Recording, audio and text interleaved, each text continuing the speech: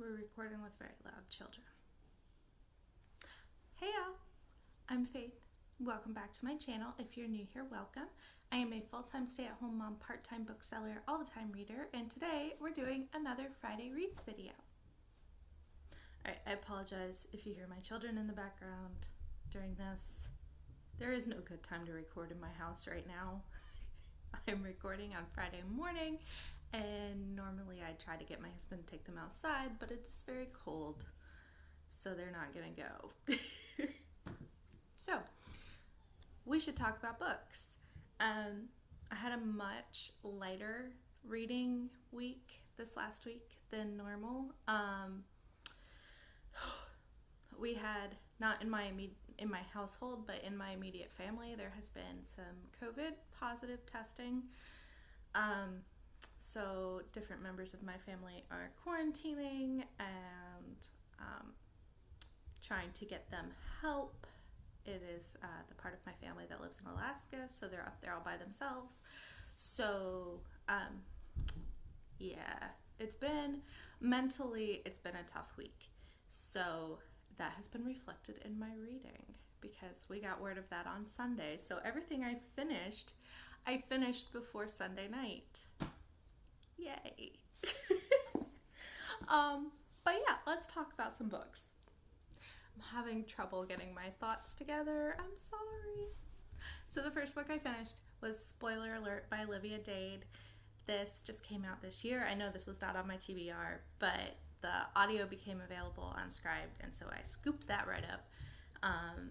It is, because it's a long one, so I couldn't justify the time to read it in print right now because I have a lot I'm supposed to be reading. So I grabbed the audio and I worked on a puzzle while listening to it. This is about Marcus, Casterup, and April. Marcus has been he has played the main male character in a TV show, very Game of Thrones-ish, but it is about Greek mythology. He played Aeneas in this show, and my puzzle that I was working on was astrology constellations, so it was like very on the same vibe, which was fun. So he played Aeneas. They're wrapping up the final season and he hates it. Very Game of Thrones-ish. And then she is a cosplayer. She writes fan fiction and she does cosplay, but she's never shown anyone her cosplay. And so at the beginning of the book, she decides to reveal herself. And so she puts up a picture of her costume of his love interest, and it goes viral because she's a large lady, and she gets a lot of love for it, but there's also like angry fanboys, as there always are. And so the angry fanboys tag Marcus, and he's like, oh no, we ain't doing this. And so he asks her out, and so they go on a date. Well, while they're on a date, he figures out that she is his best online friend in a forum for fan fiction, because he's been writing fan fiction as a way to deal with his feelings about how terrible the writing has been on his show. So he knows who she is. She thinks her, and so he ghosts her. He leaves her online. He's like, well, I can't be best friends with her in this persona because I don't want to do that to her, but also I'm not supposed to have all these, like, if it comes out that I've been writing this fan fiction, it could tank my career. And so she's dealing with the loss of her best friend, but now she has a new man in her life, but actually it's the same guy. So there's lots of angst and stuff, but it was fun. I thought it was super fun.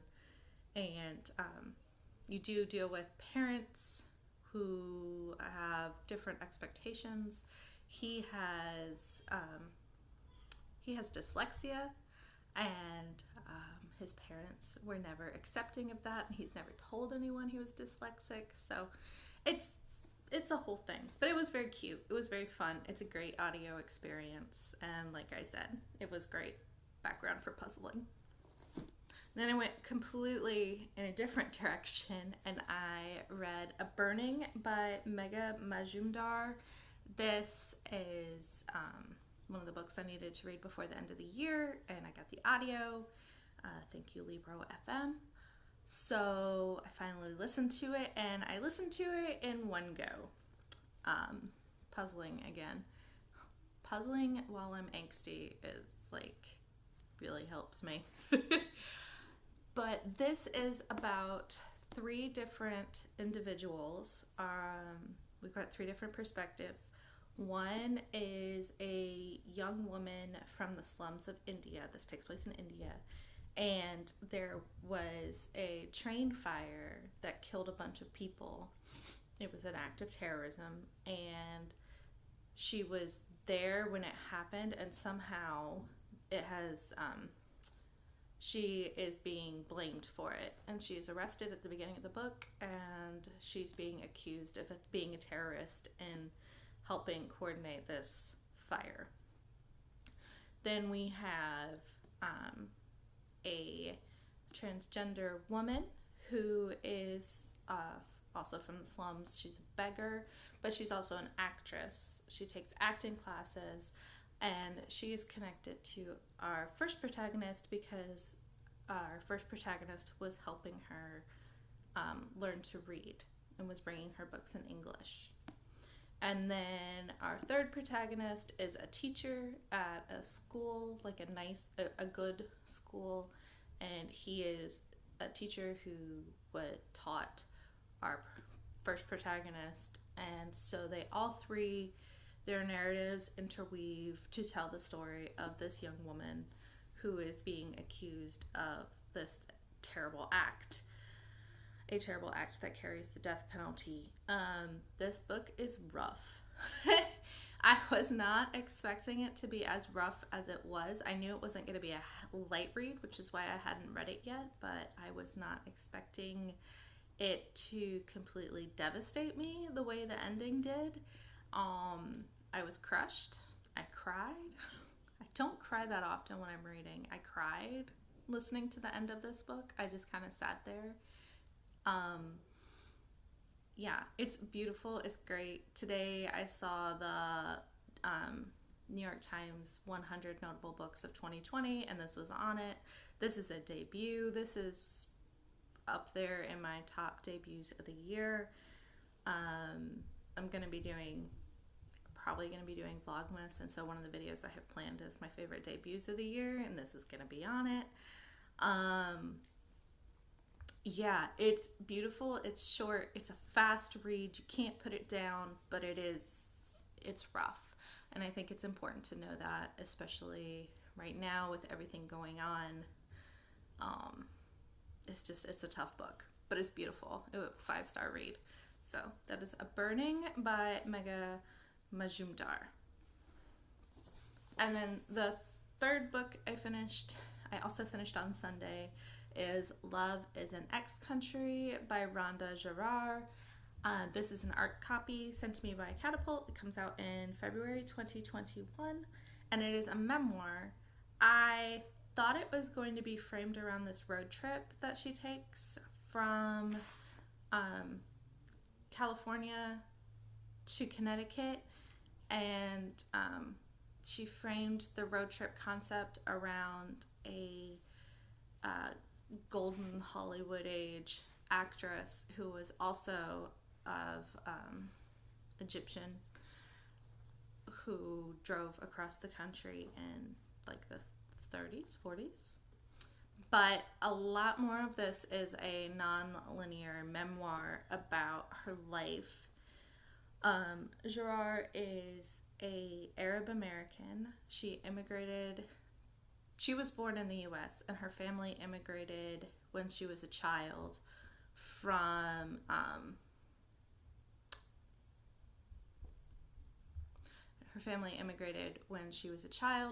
the West Bank, and I believe, So she is from the region of Palestine where the Israeli government has been annexing and invading and pushing out settlements, and so it's a whole thing. At one point in the book, she tries to go visit her sister, and the Israeli government sends her back to the U.S. She had a very rough childhood. Her father beat her. Her mother didn't seem to want to do anything about that. At one point in the book, she calls the cops on her dad, and nothing happens. And she also is a fat queer woman living in the modern America, and she is Arab Egyptian, so she's dealing with all of that prejudice. The book leads up to the 2016 election, so there's that happening. And but yeah, there's parts that deal with her heritage. There are parts that deal with abuse. There are parts that deal with coercive pregnancy. There are parts that deal with kink. Towards the end, she discovers the kink world, and that is a very interesting part because she's not necessarily connecting it to the abuse of her childhood, but you can't help but see that. But a lot of these essays, or a lot of this book was published as essays in different publications, and so it brings it all together in a memoir, and it was very beautiful writing. I gave it 4 stars. I thought it was very well done, and it was an experience that I don't get to read very often, so I appreciated that, and I appreciated getting a chance to learn more about the experience of immigrants, the experience of Arab Americans, and the experience of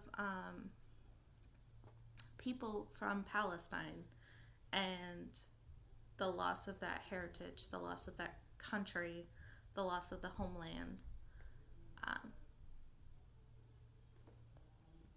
So yeah, thank you, Catapult, for sending this over. I really need to write my review. Okay, and then I was supposed to read Waco Vultures by Lila Bowen for my fantasy book club this month, and I DNF'd it. I don't think it's necessarily a problem with the book. I don't like Westerns. I really don't. Yeah. So I DNF'd it. It is a Weird West. You're dealing with a biracial, transgender man, but he has not done the transition yet in his own mind. So the name and the pronouns stay female throughout the book, and there's assault. And I got 60 pages into it, and I looked up some reviews, and they were like, oh yeah, there's some really upsetting assault that happens later in the book, and I was like, yeah, no, I can't focus enough for this. So I DNF'd it. My friend Jenny, who runs the book club, it is one of her favorites, so I did not DNF it because it was a bad book. I DNF'd it because I couldn't focus on it. And then books that I am currently reading. I am currently reading 3. I am almost done with Milltown, Reckoning with What Remains by Carrie Arsenault. I am listening to the audiobook thanks to Libro FM. This is an ARC copy that I was sent by St. Martin's Press.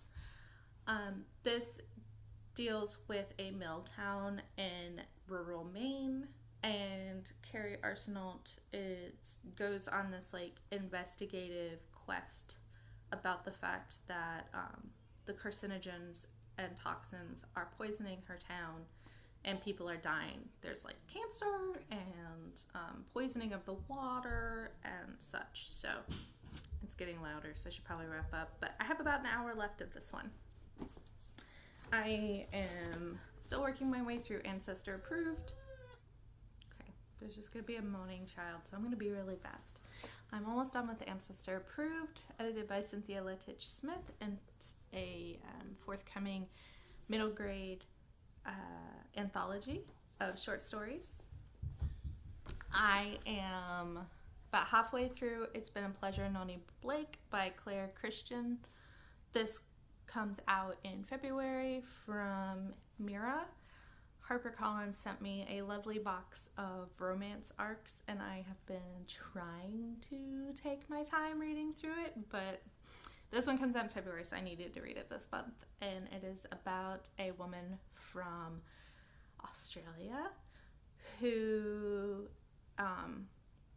is trying to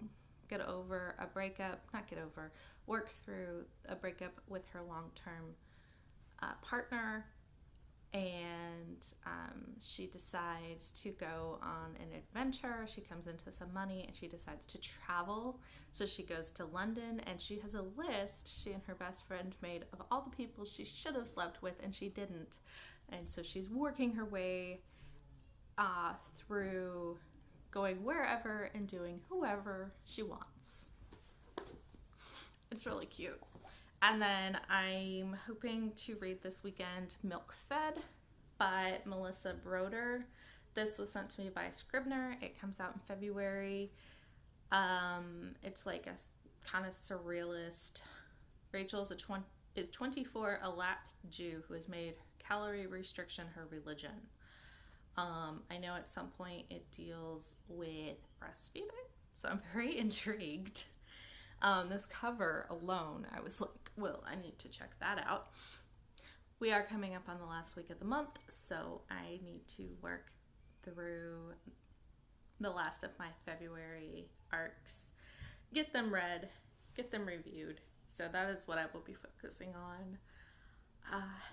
How is your reading going? I hope you have had a better reading week than I have.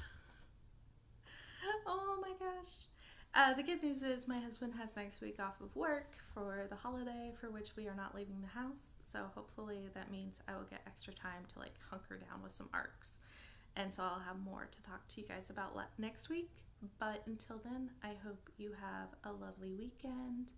I hope that your families are well, and if they are not, my prayers are with you. My prayers are with all of us as we continue through this pandemic. But I hope that wherever you are, if you celebrate Thanksgiving this coming week, that your holiday is safe and enjoyable, and I will talk to you later. Rate, comment, subscribe. Bye, y'all.